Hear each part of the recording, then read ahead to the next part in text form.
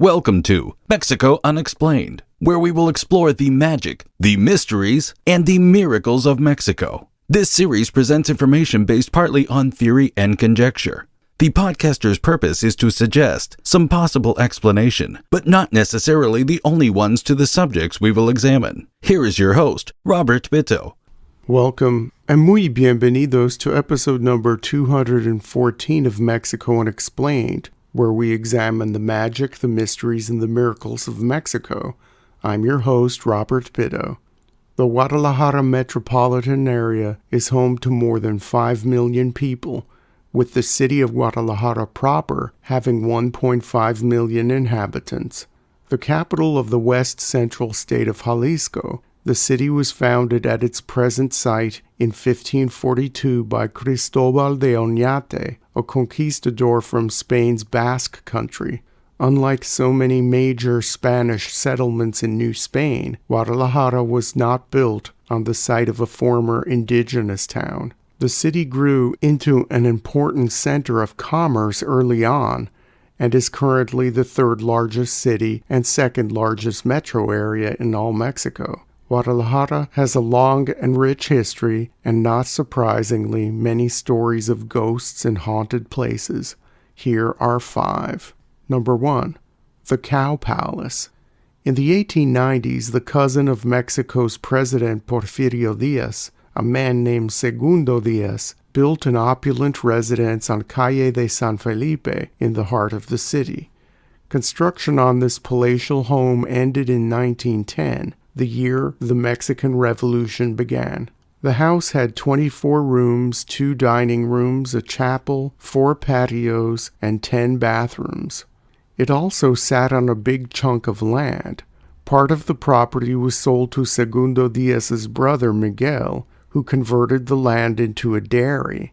Cows could roam freely throughout the patios and gardens, so the site got the nickname Palacio de las Vacas, or Cow Palace. The Diaz family eventually sold the properties, and the Cow Palace was used as a school for girls, an elementary school, a high school, a theater, an upholstery place, and possibly even a brothel. The magnificent building fell into disrepair, and in the 1970s a private owner tried to destroy the building, but left the job unfinished. Passers-by and neighbors would say that the dilapidated old building could not be destroyed because of the many spirits who took up residence in the abandoned palace. The property was sold twice to 2 Americans who had grand plans for the once grand home, and for a short time a small cafe existed there, known throughout town for its heavenly cheesecake. The cafe conducted tours of the upper floors of the Cow Palace, which had not yet been fully restored and were still in very poor condition. Many people taking the tours claimed to have seen shadow people or heard screams. Those who had such encounters said that they were of young children. Some theorized that the ghosts go back to the time when the palace served as a school, while others believe that the screams and ghostly images are from children who had played among the dangerous ruins over the years and had died accidental deaths. The Cow Palace is currently boarded up again, and any phantoms residing there are living in relative peace. Number 2. The House of the Dogs. There are a few legends connected to this old mansion, which was once the location of Guadalajara's first printing press in 1792.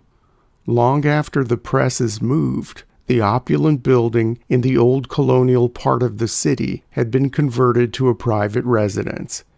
In the early part of the 20th century, a wealthy coffee merchant bought the home and lived there for many years in solitude.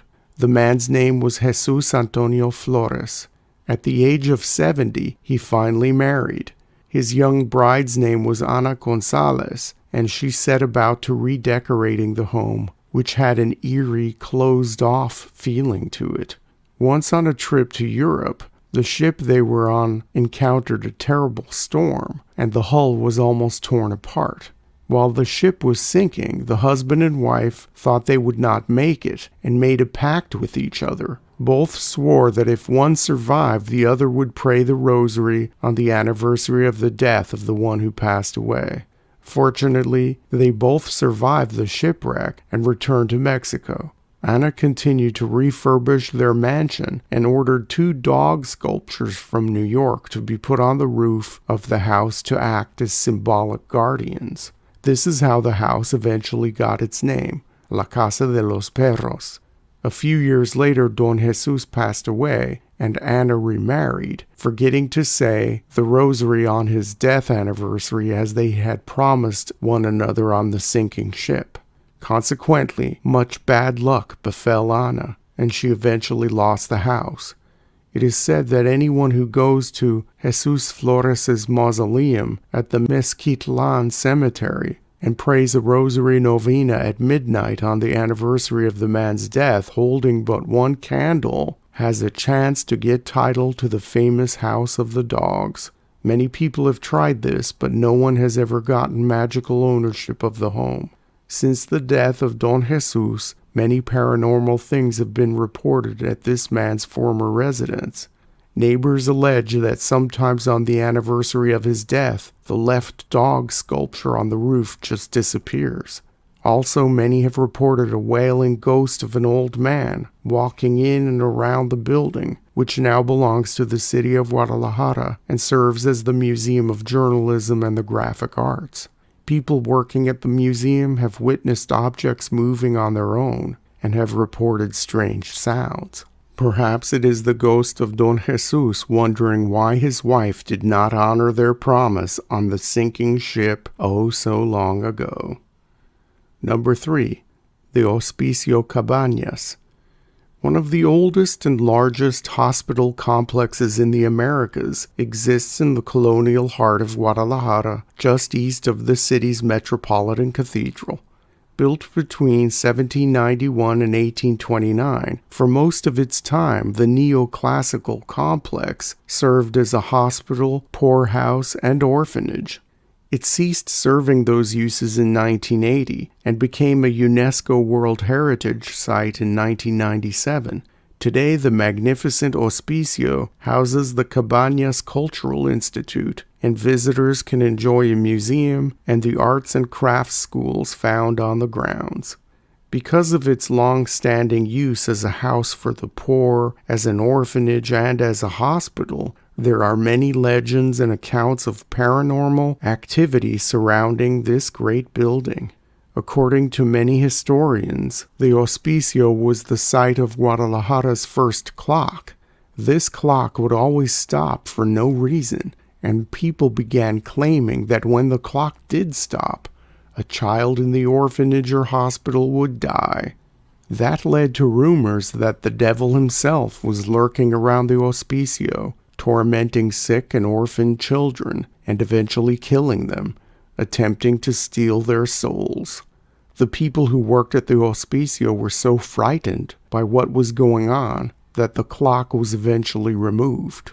The souls of the children who passed away when the clock stopped, however, are still in a state of limbo, and their spirits are said to haunt the Hospicio grounds to this day.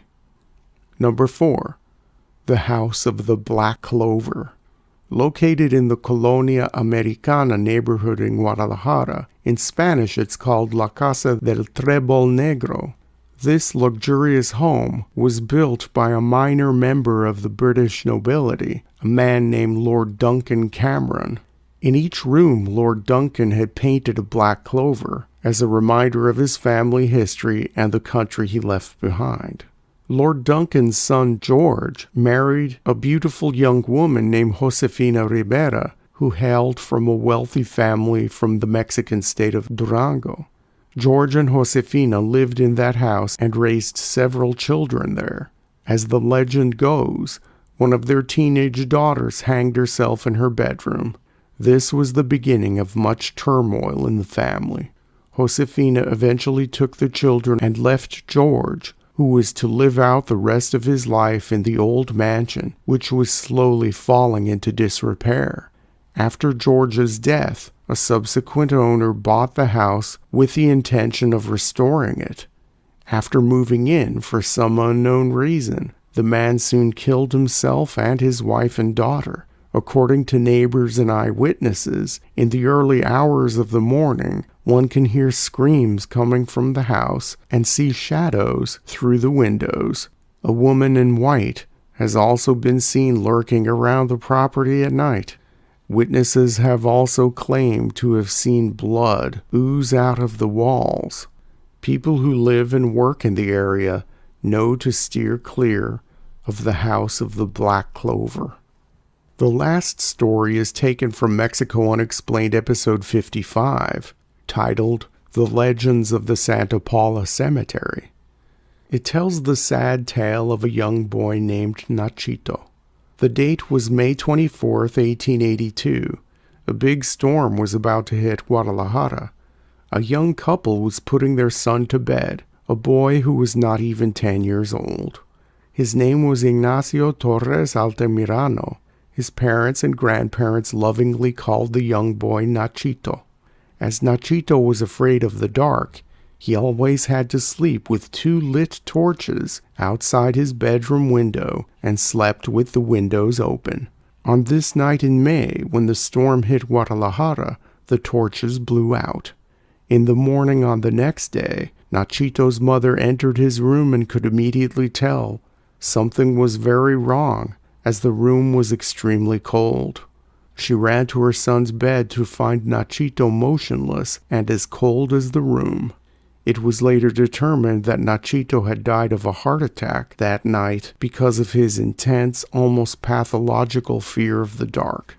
Rumors began to spread that the young boy's heart had exploded inside his chest, and Nachito's horrible death was the result of a curse or was the work of demons. Nachito was quickly interred at the nearby cemetery, called by locals El Panteón de Belén, and the strangeness that began with his death did not end quickly. The next morning the boy's coffin was found dug out of the ground and lying peacefully next to the hole that was Nachito's grave. The parents and the locals alike were alarmed, and the cemetery caretaker reburied the boy's coffin. The next morning the same thing happened, and it happened again for 9 consecutive days. Nachito's parents concluded that because the boy was so afraid of the dark, he did not want to be kept buried in the ground away from the light.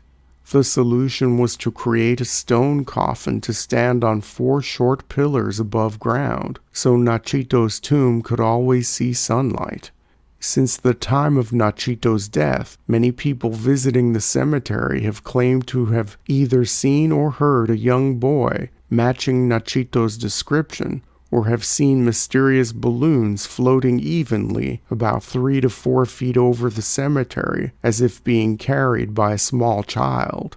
Strangely, Nachito's tomb draws the curious from all parts of Mexico, some of whom leave him a toy and ask him for a favor. On Children's Day, April 30th, and Christmas Day especially, the area surrounding Nachito's final resting place can become covered in small toys and plush animals. The caretakers of the cemetery always donate the offerings to local hospitals, and the items end up in the hands of terminally ill children. From beyond the grave, little Nachito continues to have an impact on the living world from his permanent home in this cemetery. Thank you once again for listening to another episode of Mexico Unexplained. Remember to like and subscribe to us on YouTube and follow us on Twitter. Tell your friends by sharing these shows with others. Please go to our website, MexicoUnexplained.com, for references, illustrations, and for free access to transcripts of past shows. Please visit Amazon.com to purchase the books Mexico Unexplained and Mexican Monsters to get hard copies of the magic, the mysteries, and the miracles of Mexico. We appreciate your kind attention once again. Until next time, thank you and gracias. Thank you for listening to another episode of Mexico Unexplained with host Robert Bitto. For show summary, relevant links and commentary, please check out our website at mexicounexplained.com. Like us on Facebook and be a part of the conversation. Adios and hasta la vista.